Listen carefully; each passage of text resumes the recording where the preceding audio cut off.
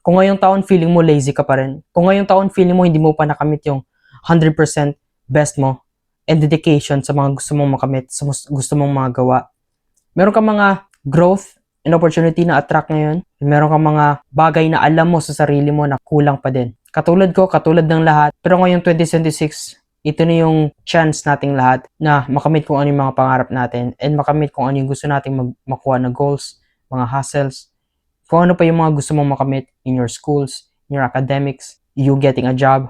Kailangan lang natin konting motibasyon, kailangan lang natin ng alignment sa kung ano yung mga ginagawa natin. Kasi mahirap, lalo na kung ano yung mga nangyayari externally, and especially kung ano yung nangyayari sa atin within while chasing our goals.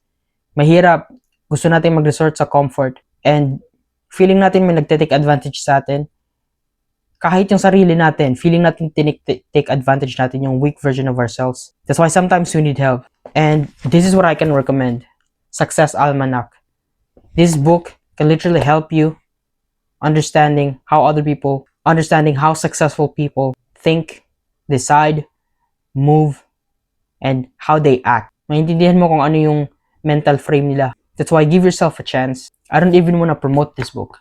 Kasi I have also goals and lahat tayo meron mga iba't ibang goals that we need to achieve.